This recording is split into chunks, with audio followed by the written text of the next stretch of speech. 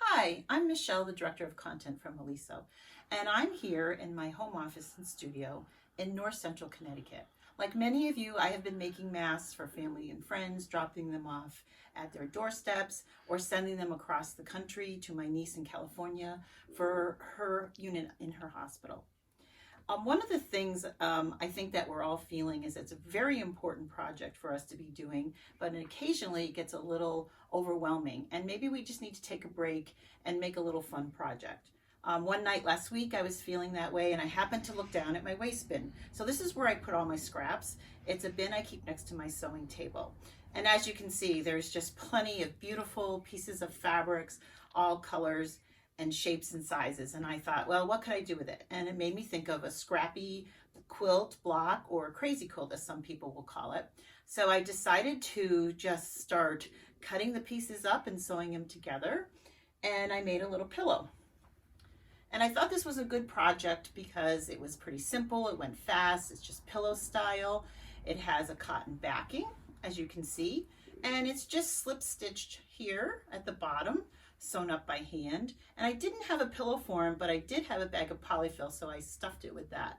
And when I look at this, I think of all the masks and the fabric that I made the masks out and have sent them to all my family and friends and people that I don't even know. And it makes me feel a little bit connected to everybody since we're all staying at home. So let me show you what you'll need for this project. Since the pillow is a little bit large and I do have a small crafting area, I thought I would make it like miniature size, and I would do a pincushion. So a pincushion is made exactly like the pillow, except in a small version. And it's something really useful that you can use at home, or it would be a great gift to drop off to your friends on their doorstep as a little surprise. And here are the things that you'll need. You'll need some scraps. You'll need a backing, and I used a heavier material, which is a canvas print. You can use a piece of upholstery fabric or wool. I also wanted to stabilize my Scrappy block, and I used a piece of linen, but you can also use a plain piece of cotton if you like. So you need pins. I'll be using my Aliso mini iron, but any iron will suffice. And then I also am using my wool pressing pad, which I really love. You'll need a rotary cutter and a rotary mat, a marking pencil, and a couple pairs of scissors. And I've decided to make my block for my pincushion about 6 inches. So I used my 6.5-inch square acrylic tool, which was really helpful. And I really like to stuff my pincushions with some wool roving. So my friend in Minnesota, Darlene Zimmerman, a well-known quilter, she sent me a whole bag of this beautiful wool fleece from a local farm. And then I also ordered some crushed walnut shells, which I hear make a really good stuffing for a pincushion. I haven't used it yet, but maybe that will be my next project. If I were you and you were going to try the walnut crush shells, I would certainly make a little sack to put it in first, so then you can put it in your pincushion. So let me clean up my work surface and we'll get started on our project. So I'm going to talk a little bit about what a traditional crazy quilt looks like, or how it gets started. I just randomly picked pieces and sewed them together. The only thing with that, you want to make sure that you're not heading out too far in one direction and you end up with a long skinny piece of scrappy fabric. With a traditional way of doing a crazy quilt, you're working in a circle. So you're building a block or area of fabric that's pretty much the same size all the way around. So that might be a better way for you to get started if you're not familiar. You always start with a piece of fabric that's 5-sided. So 1, 2, 3, 4, 5. It doesn't have to be perfect. Just take your rotary cutter or scissors and cut it out. It's kind of like a wonky house. And that's how you usually get started. And you start on one side, attaching a piece of fabric, and then you work your way around the house. So that's just what I've done here. I started with my 5-sided piece of fabric, like my wonky house, and I had put another piece of fabric onto it, and I sewed a seam across, a 1/4-inch seam all the way across. Then I'm going to take it and press it to one side. And I'll be pressing it to this side because this is a lighter fabric, so we can kind of hide that seam.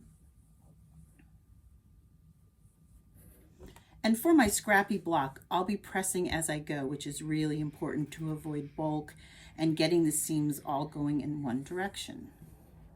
So here we are. And our next step, I'm going to take my next piece of fabric and I'll be laying that down there. And you can pin. So I'm not going to take it to the sewing machine because I think you're going to get the idea pretty quickly. And I'll just walk you through the steps. So you would pin, and then you would sew your 1/4 inch seam. And as you can see, you can open it up. I'll just finger press it here for now. And there you got started. So here's your house piece. You want to remember you're always going to be working around. And I can take my acrylic template and cut here. Make sure you always close your rotary cutter to avoid any problems. And then I'll take my next scrap and I'll put it here, pressing in between each step as you go.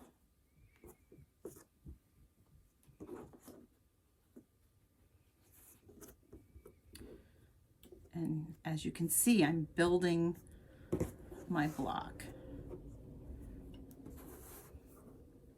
You can trim that up and then put your next piece down right here.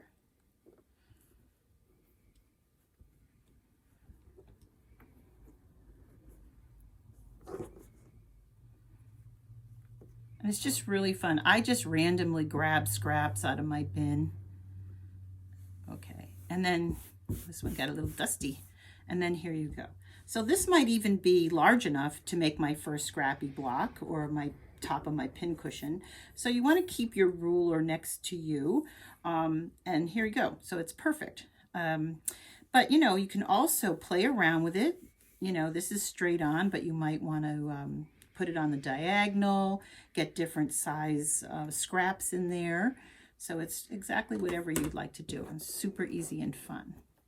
So I made one here, and as you can see, it's all sewn and pressed on the back, and I'm going to trim it up. So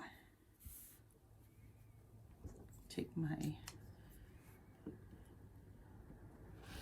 rotary cutter.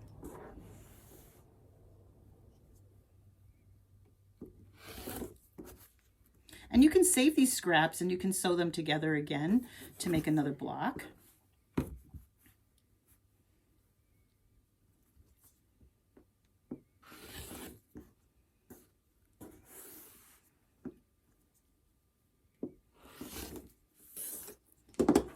And here's your first scrappy block. So one of the things I'd like to mention is that since you're using your fabric in all different ways, some might be on the straight grain and some might be on the bias. So here you have straight grain and it's a little stretchy here because this is the bias side. So that's one of the things that you need to consider when you're working on your block if you want it to maintain a nice, shape. So what I've done is I'm going to put that lining fabric I talked about, and I'll pin just to hold it into place.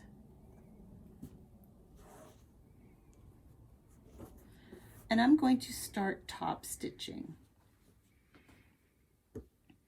You might want to use a little larger stitch on your machine, maybe a 3.5 if you'd like, to make it look more like hand stitch quilting. So you can either do it in the ditch if you don't want it to be noticed, or you can do along each side like this.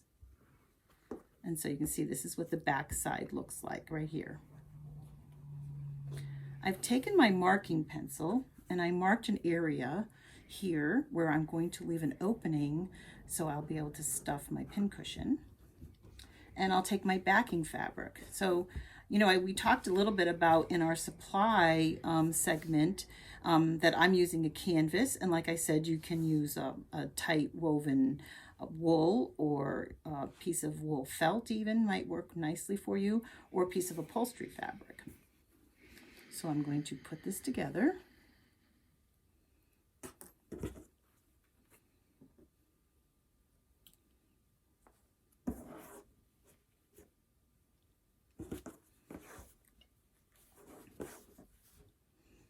Pin in place, and I'll take this to the sewing machine and I'll back stitch here and I'll sew all the way around. I'd use more like maybe a 1/2 inch seam allowance so you can square it up afterwards. So here it is sewn together. And see, here's my opening right here. And I'm going to cut the corners off so I can turn that out in right side out, and will be a little bit less bulk. So in our next segment, we're going to turn this right side out and stuff it and finish it off. So now I've turned my pincushion right side out, and I use either a paintbrush or a crochet hook or chopstick to just kind of push my corners out. Okay, and then I'm going to firmly stuff it with my wool. So I'll just show you a little bit here. Like I'm going to stuff that right down into the corners and then keep going. And here I have it finished off. And I pinned the opening shut. And then I'm just doing a very simple overcast stitch. And then I'll tie that off in a triple knot.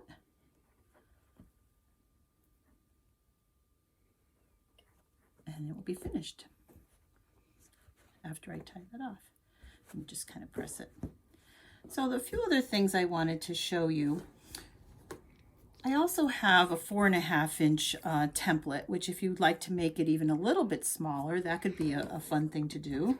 Or our blocks are very, you know, kind of traditional looking. If you want to be a little bit more modern, you can just use maybe 2 pieces.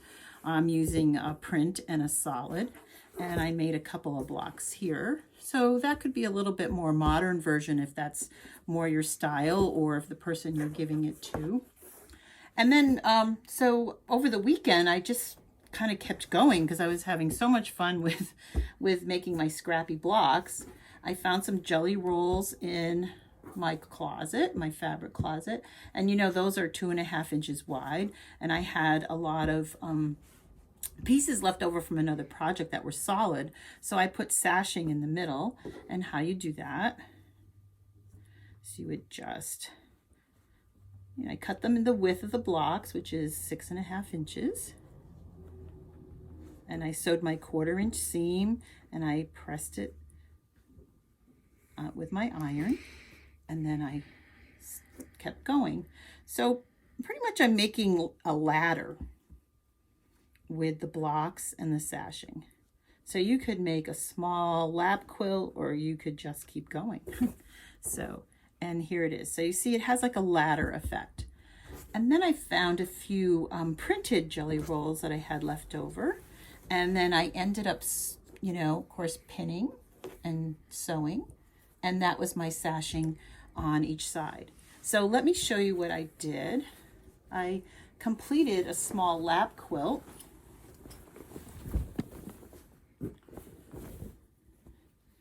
So as you can see, this is what I just showed you how I put together. Block, sashing, block, sashing, block, and I continued all the way down. And then here's one jelly roll in between each ladder. And then I put jelly roll for like an extra sashing to make it a little bit bigger. And then I really liked how it looked. It was really colorful and fun, but I thought it needed to be anchored a little bit. So I found a gray neutral and I put a 6 inch border around the edge. So whether you're making a quilt or a pillow, or hey, here's my pincushion for yourself or a friend, I think it's a great thing to do with your scraps. I'm going to send this out to my long armor. She's still working at home, so that's really great. And I'm going to be giving this to my granddaughter who lives right across town, but I'm not being able to see her lately, so it'll be a great way for us to connect. So take a break from making your mask if you feel you need one, and have a little bit of fun with your scraps.